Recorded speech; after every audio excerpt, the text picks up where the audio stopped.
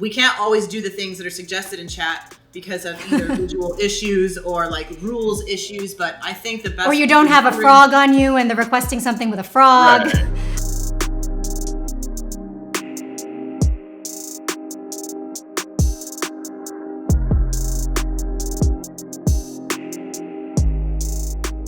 Hey, I'm Jess O'Reilly, your friendly neighborhood sexologist, and my job is to help you take your sex lives from good to great by helping you feel better about yourself, more connected to your body, happier in your relationships, all in the name of more pleasure and more fulfilling lives.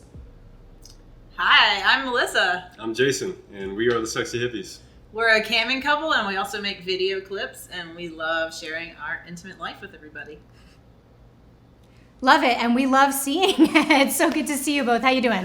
Doing great. Thanks Awesome. for having us today. We really appreciate it.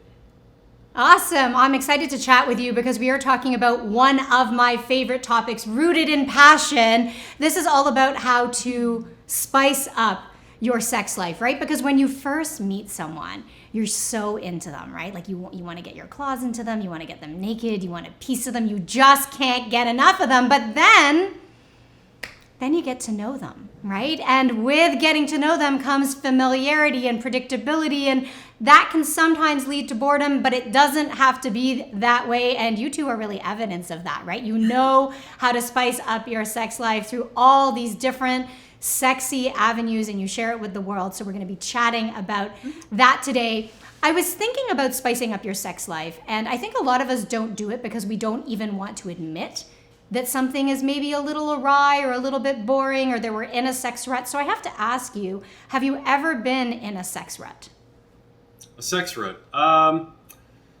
Yeah, I guess, where I'm often maybe fantasizing about maybe someone else or myself being someone else, and maybe not sharing that with my partner, and maybe that's what's turning me on at the time and not what's immediately happening in front of me, I guess that's true.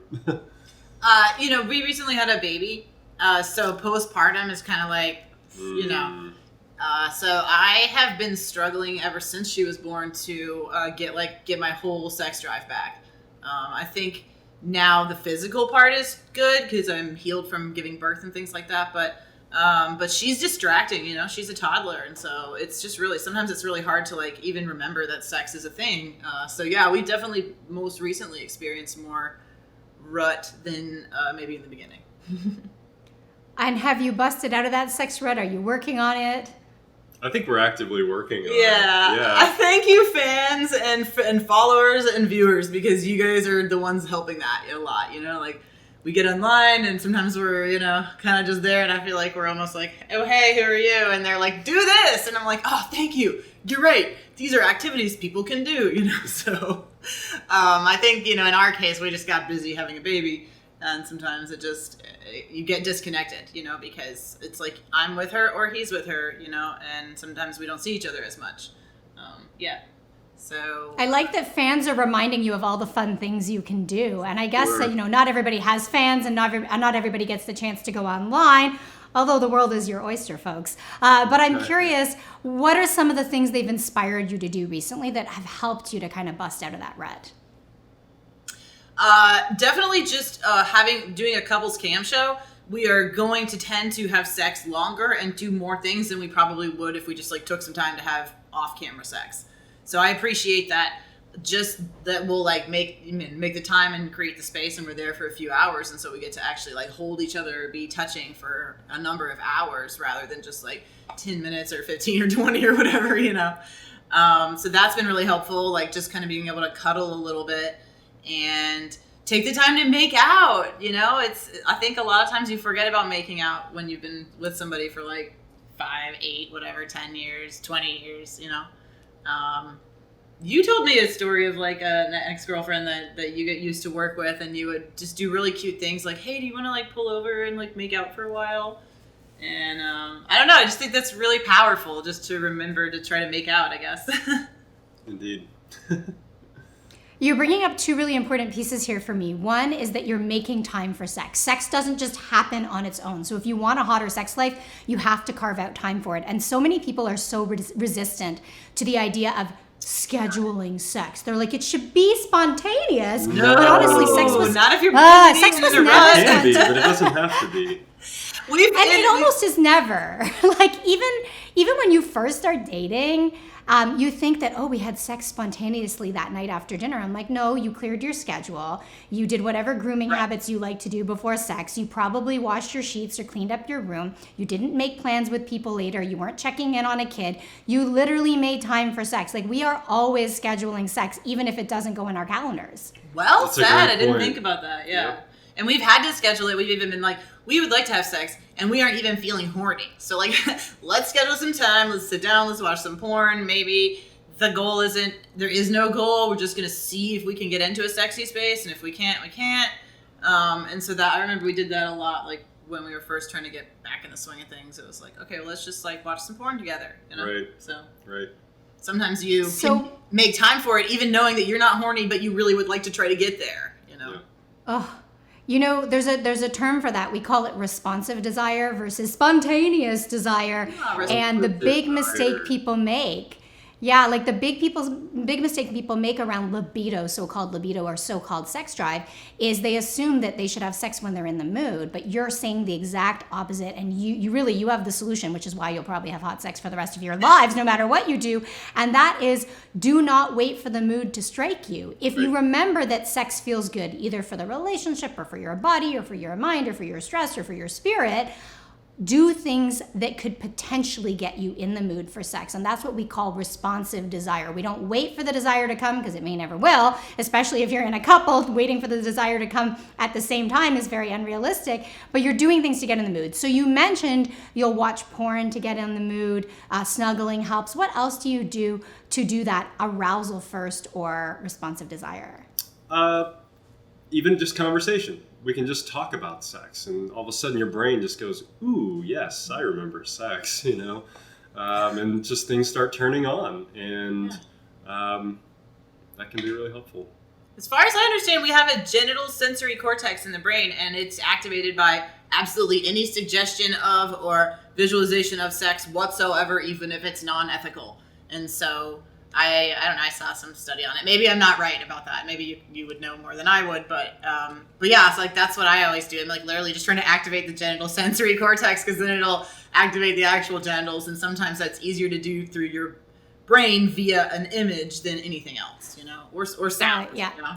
So I try to hack so many steps to that. And I'll be honest, like I work in the field, but I don't have the expertise. Like, you know your body best. You are the ultimate expert in your own sexuality and what turns you on. So if something works for you, whether it's like eating a certain food or thinking about a specific thing or hearing specific words, then it works, right? We don't need an explanation. You both know a good friend of mine, fellow sexologist Marla Renee Stewart, and she will talk about different approaches to getting in the mood. So the auditory, the visual, and the physical. And if you can like do two of those, not just one, there seems to be a better chance, we don't have data on this, we're just hearing from people, that, you know, you're gonna get in the mood. So if you're touching each other and you're saying things, as you said, maybe just talking about what you're into, or, you know, planning a scene. So if you're doing the physical, the visual, and or the auditory, like I'm an auditory person, for me it's about the words I hear. I'm way more attracted to people's voices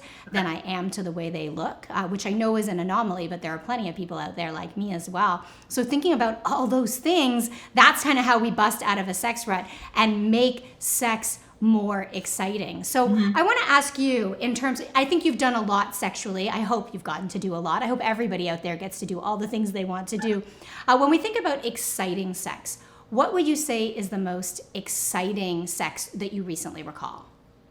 I like our group sex. I was leaning towards group sex exciting. too. Yeah, it's super exciting. Yeah, just having all the extra hands and mouths and body parts all snaking together is just really nice, and it's very difficult to recreate some of those experiences without the extra bodies and people and minds there. Yeah. You know? So yeah, I think those have been pretty hot.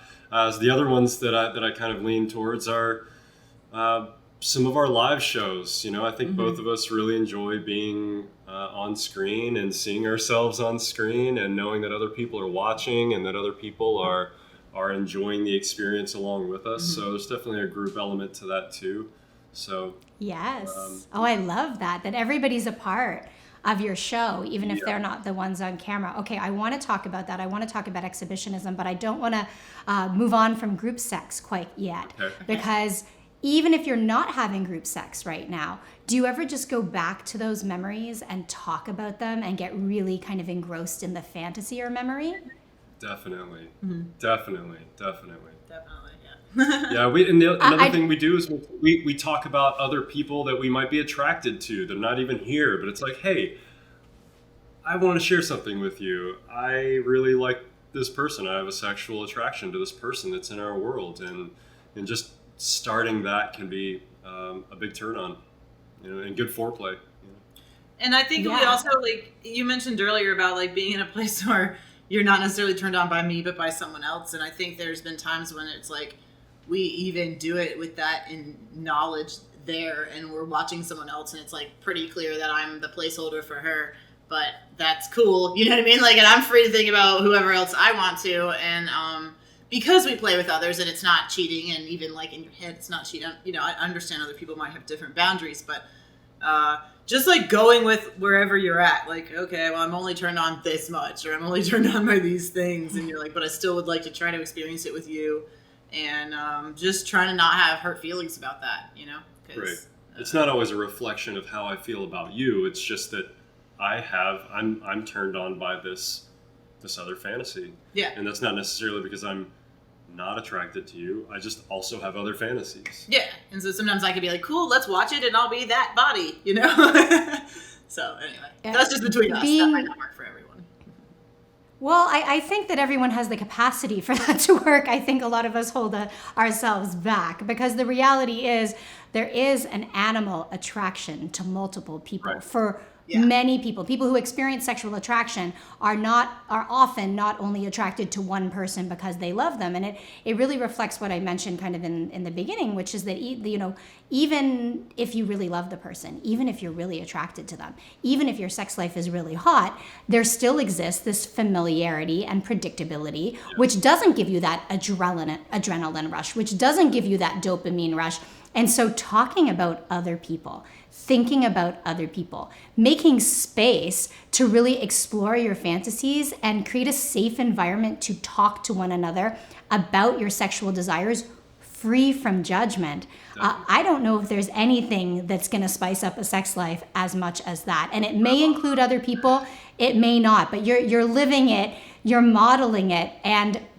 But I will say, I don't think it's as simple as just doing it for some people because of hangups, because of shame. Like even group sex, a lot of people fantasize about it, but not everybody's prepared to take that next step and do it. So if people are, if somebody is curious and they've never opened up to their partner about their fantasies, and knowing that this will spice up your sex life, how can they start to talk about their fantasies? Like, how might you do it in a safe way? So we actually have this little initiative that we started that we call Pornversation, and we feel like that's a really good way of, maybe that's just because of the industry we're in, but it's a good way of introducing these topics to your partners, like showing them a video of what other people are doing and asking them, maybe first if they're willing to watch it with you, just saying that, hey, it turns me on, I'd love for you to watch it with me, and then maybe later they might offer whether or not they're turned on by it, and that's kind of a good way of easing into it.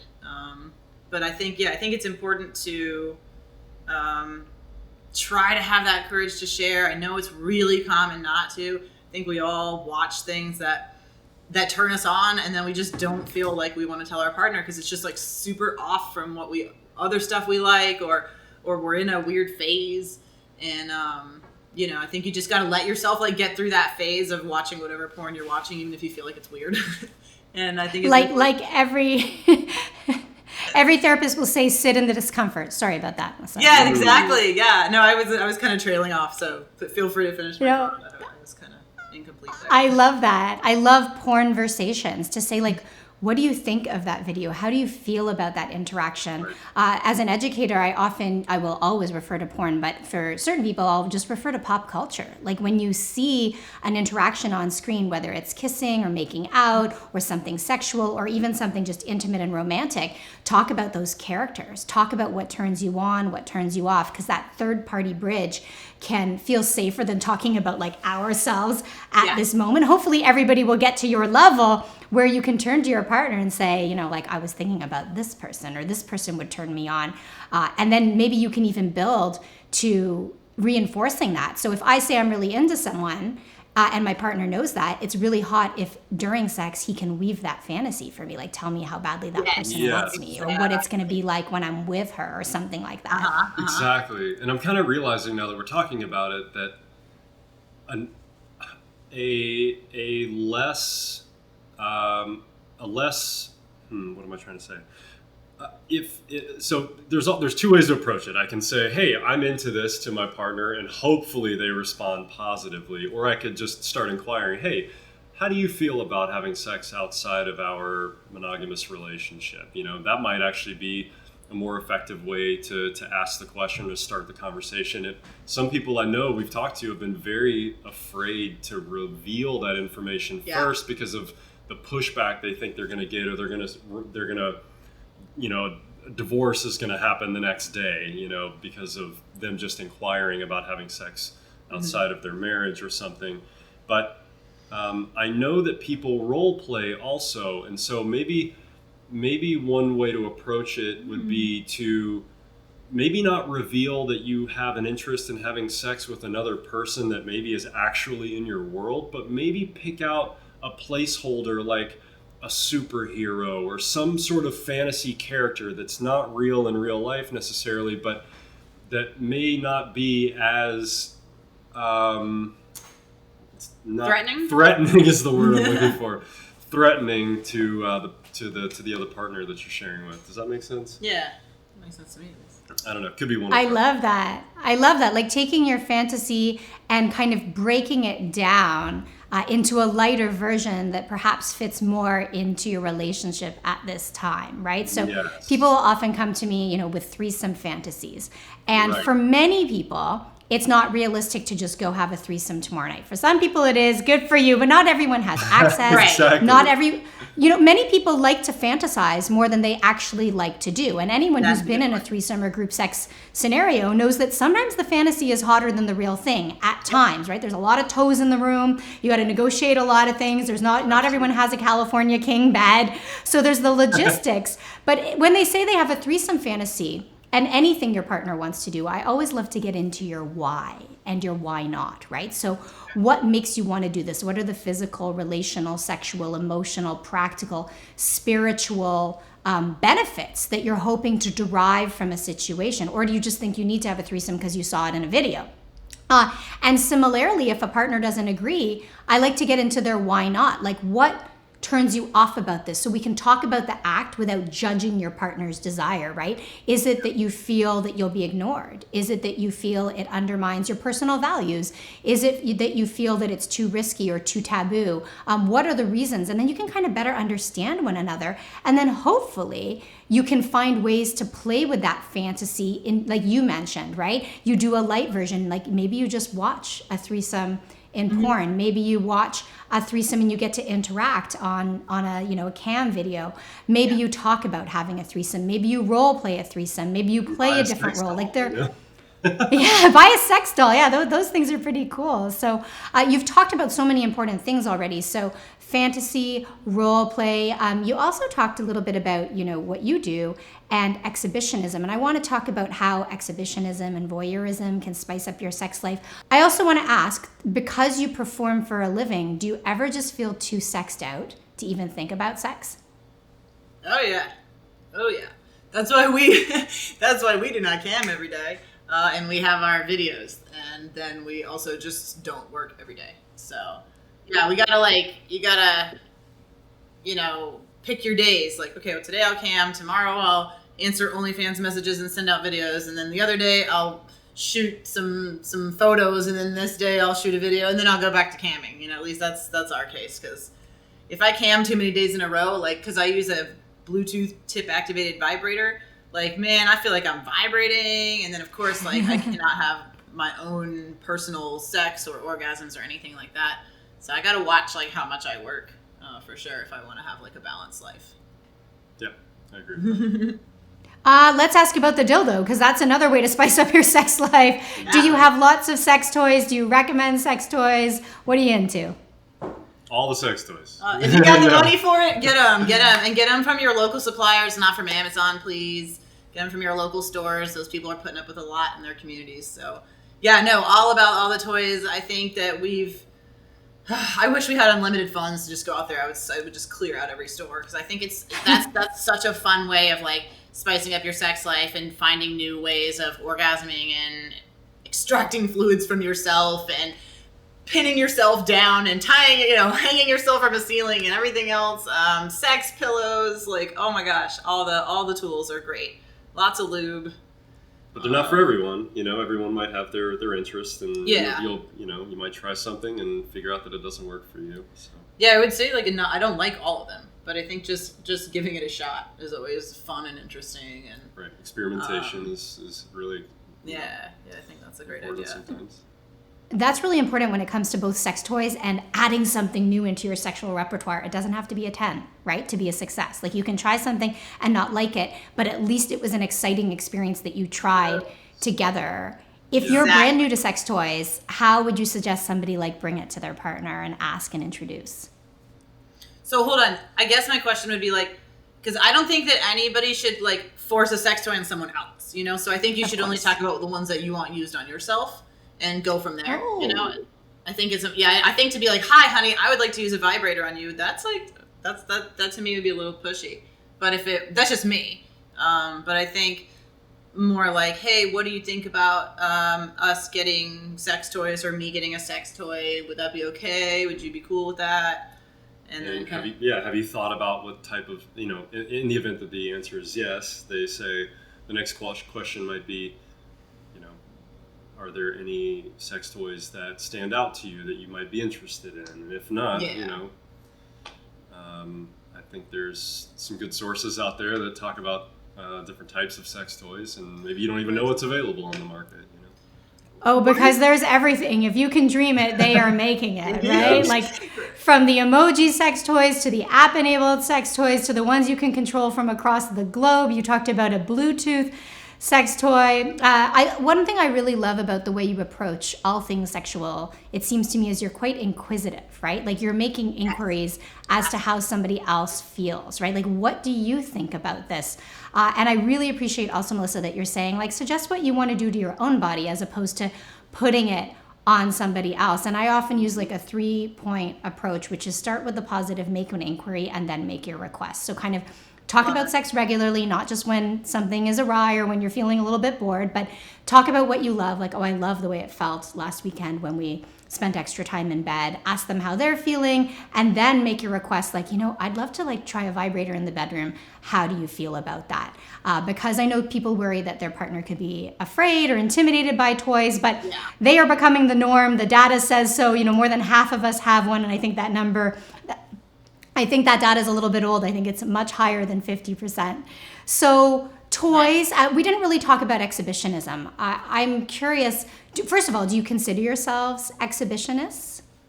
I think I do. We have to, right? I think I do. Yeah. We love our job, right? And we're doing it in front of people, but they're not. Their eyes aren't here. So you know what I mean. It is a little bit like a different type of voyeurism. We know they're watching, but we don't see them watching. But we like both. We've been to sex parties and festivals in which it's cool to, like, have sex wherever. So we also, like, I think we love being watched in person. Like, that's really awesome to me, at least. Yeah.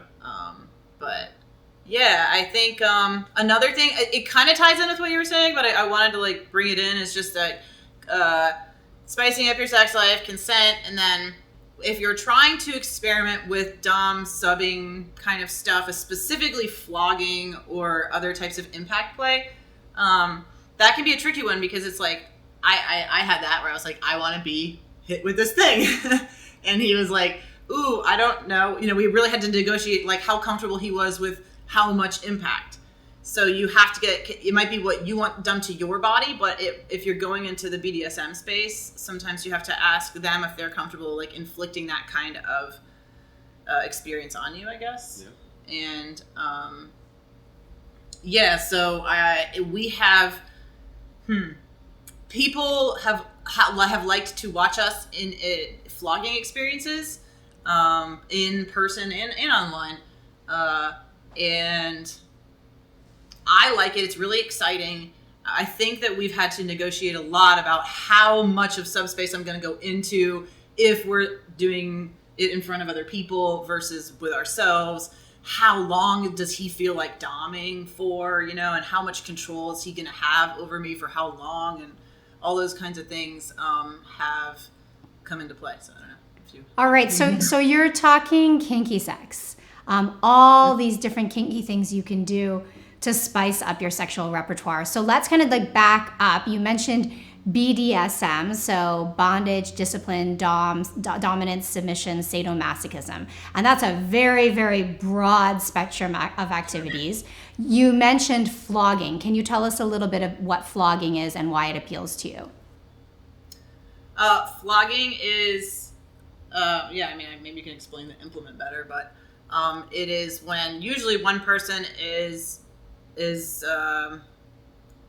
decided they're going to be the one that is receiving the impact, and a lot of times they'll put themselves in a particular position, whether they're tied to something or just like leaning over something or hands are on a bench or whatever, and then the other person is striking them over and over again with an implement that looks like a horse tail, basically. There's a handle and then there's little strings, and so those can be made of all different types of, usually it's like leather from different animals, and depending on the animal you pick and the width of the strip, it will create a stingy or a thuddy sensation. And so first of all, you need to know which one you like. Without getting into all the advanced tools, simple impact play could just be, a hand on skin. And what's the appeal of that? I think for some people it's intuitive to play with BDSM. For others, they're like, well, how is that a sexual thing? What's the appeal in terms of spicing up your sex life? Well, it doesn't have to be inherently sexual. I find it to be healing in other ways. But a good example is what he just said. If you continue to hit yourself on the inside of your arm, you might start to feel a sense of calm, or a sense of grounding, maybe a sense of like, I just chilled out for a minute there. So you may sense your pulse rise. You may actually start feeling some anxiety. You may start feeling discomfort or some warmth, or the sensation will change as you do it more often. So it's a little bit of a roller coaster ride sometimes to do impact over time.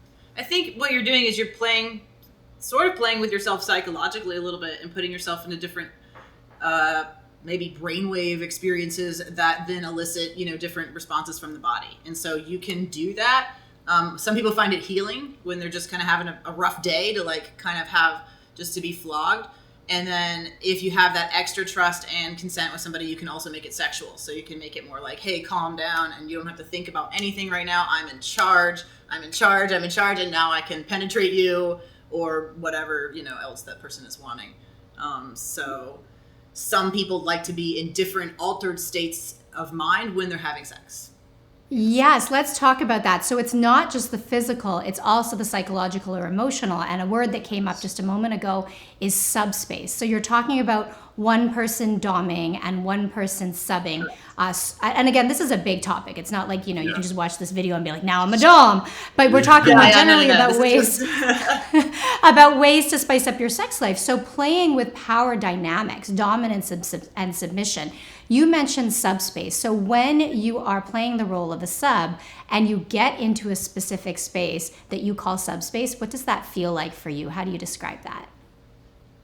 Normally I'm the one that goes into it, so I will say that I normally feel very cared for and comforted, almost like I'm floating in space and being held by invisible net or something like that. I feel safe and warm and not unable to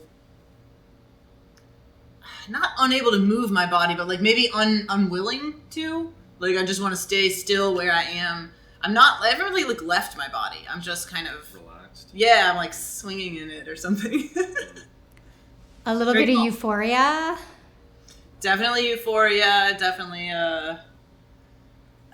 yeah, kind of just maybe it is out of body experience. Maybe I am out of my body. I don't know. Sometimes it can distract from your concerns or your stresses. Oh, that definitely. might be flooding your mind.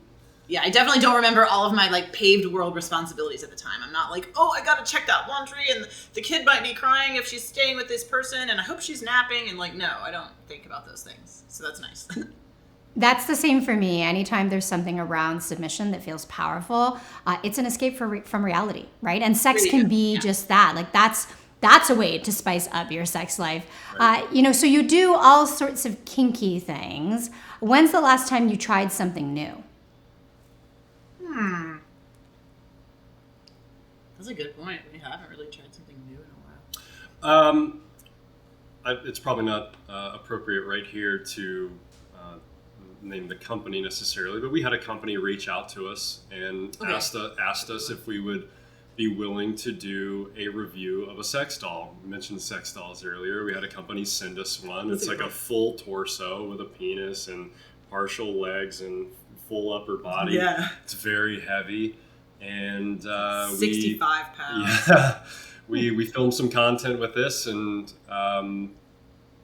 we were having basically a threesome with a sex doll, and so I think that was probably the most recent thing that I can remember that was trying something very new, and that was involving both of us. Yeah.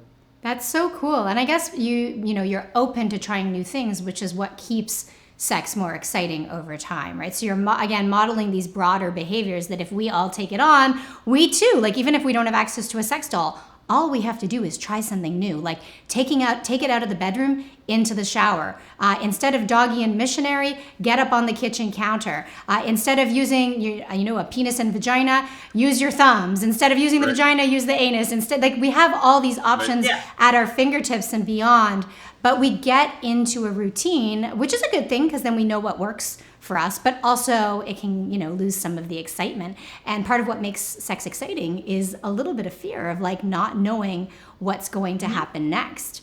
Do you feel that way when people are chiming in with requests? Like, is there a nervousness that can be a little exciting around what people are going to ask of you? For me, yeah, I love it. Like I'm just like, ooh, what are they gonna throw at me today? So I think it's great, and I recommend that for people who want to spice up their sex life is like watching suggestions on the cam show rather than watching the actual performers in a video. If you know that they're doing it for a living and they make good videos, just as I can tell you right now that we are doing it so that you can see a lot of stuff, and it's not always the most comfortable position or the most comfortable way of doing it. So I would never copy our positions. Rather, I would either copy like the general act that you're seeing, or what's being suggested in chat can sometimes be like an incredible idea. We can't always do the things that are suggested in chat because of either visual issues or like rules issues, but I think the best... Or you don't have a frog on you and they're requesting something with a frog. Right. Yeah, like you get some outlandish requests. The idea is like go watch a cam show, a couple's cam show, because people are just throwing them out there, Yeah, creative viewers. Yeah. I think it's a great way for couples to spice up their sex life is to consider attending a cam show virtually. Now, I know that that's not in the books for every single couple, and I don't want people to go and say, oh, Dr. Jess said we need to watch a cam show, because that may not fit with the terms of your relationship. But I hope that you can at least open a conversation around, hey, there's this really cool option for us to check out. And I do hope that couples will either go and watch, and before they watch, of course, talk about their boundaries, right? Talk about what you're comfortable with, what makes you insecure. Do you have expectations around it? Do you want to make sure that the terms of your relationship to which you agree say we only watch together? Make sure you're tipping the performers, but also decide what you're comfortable spending, because I have seen couples run into conflict around finances and camming. But camming is so interesting. There's so much to learn. It's titillating. If you tune into a show that you love, you're probably going to get turned on and play with each other. But even if you tune into a show that isn't your cup of tea, it's going to start conversations that are interesting and rich and revealing and intimate and possibly hot in the long run. So I'm just so excited that cam shows are even an option. And I'm sure you have many couples tune in, many couples fans. We do have a lot of couples that like to chime in or tune in and watch, and that, yeah, I don't know. It kind of makes the world feel like a smaller place too. You know, like bridging that divide, and people can kind of join us in our space where we feel safe, or maybe we don't want 100 people standing around, but we'd still like to share it somehow. I love it. All right, so on the docket this week, what are you going to do to spice up your sex life? The beginning of this next week, less than 7 days from now, we have another couple coming to hang out with us, and they're big into fire spinning, and I don't know what it is about sitting around a fire pit outside in the dark and people spinning fire and doing dangerous stuff like that turns me on, definitely. Yeah, I know this is really weird, right? Okay, but like we also have some family events this weekend, so we like have to go to like an event that's out in public, and then we have to go to an event at someone's home. And for some reason, maybe it's because we're Leos or something, but when we go out in public, even if it's not a sexual space at all, there's just something that really like rejuvenates our relationship. You know, obviously COVID and everybody having to stay inside, like it makes things like really boring, you know, so. Adventure is sexy. Yeah, even just going out and like getting a like, ooh, I got a hamburger down at the downtown spot, you know. I put on pants, I left the house, but actually when you're social with a partner and you see them outside of the house, it allows you to see them in a new light. So new adventures with a partner that are non-sexual actually pay off in the bedroom. And one of the biggest mistakes couples make that get them into ruts that kind of quash the passion has to do with what they're doing outside the bedroom also being predictable, which becomes boring. And so you mentioned, Jason, the way fire turns you on. And so you probably have a little bit more of a desire for risk. You associate the erotic with risk. And so what I'll say to folks is if you want more excitement in your sex life, if you want to spice it up, think about the erotic emotional connection. What does that mean? Think about how you want to feel in your fantasies. Think about do you want to feel adored? Do you want to feel powerful? Do you want to feel submissive?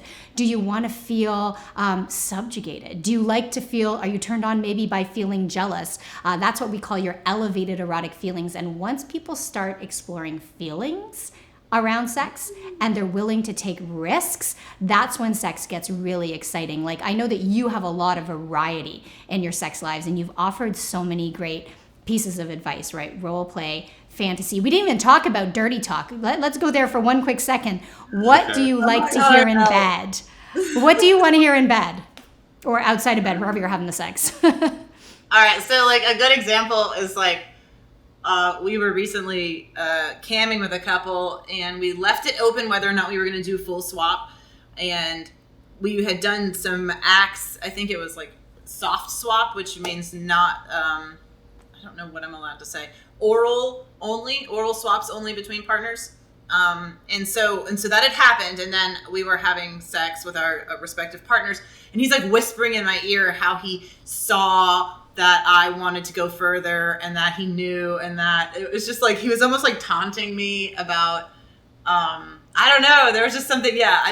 I saw how you looked at him. I know you want to get in his pants. I know, blah, blah, blah. You know what I mean? Like, and I'm just like, well, I know how much you want to get in her pants. I mean, essentially that. I'm having to really censor myself here. So I think you get the general gist. And like that. I like, you know, obviously just telling somebody what you like and what looks good and what they're doing is hot is a good one. But I don't know, for some reason the taunting was really awesome.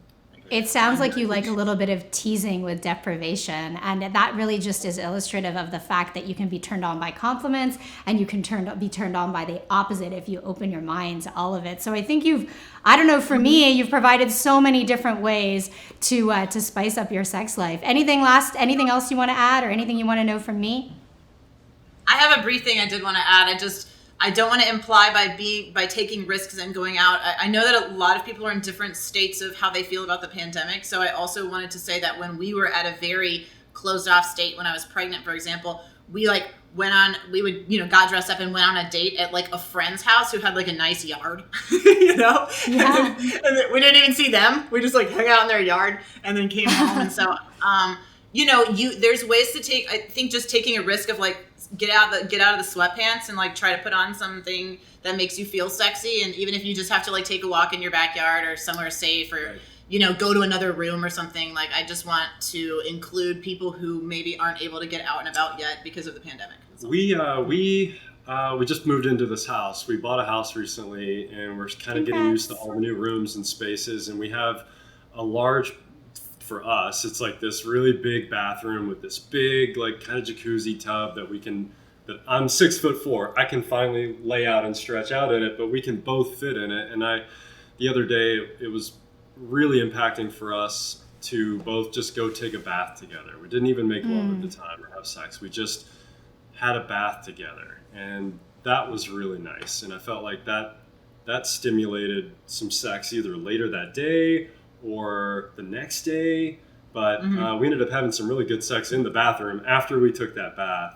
And I felt like that kind of did something there. Yeah, I don't know I can't put my finger on the words, but that's because we were sick and we like chilled and meditated for a minute. We were both like double meditating. It was very, anyway.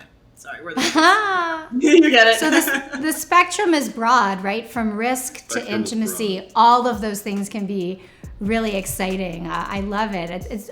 I love learning from you. I love hearing from you. I love that people can also not only tune into your broadcast to enjoy, but also to do some learning in the chat or from you. Thank you so much for chatting today. Thank you for having us. Thank you, definitely.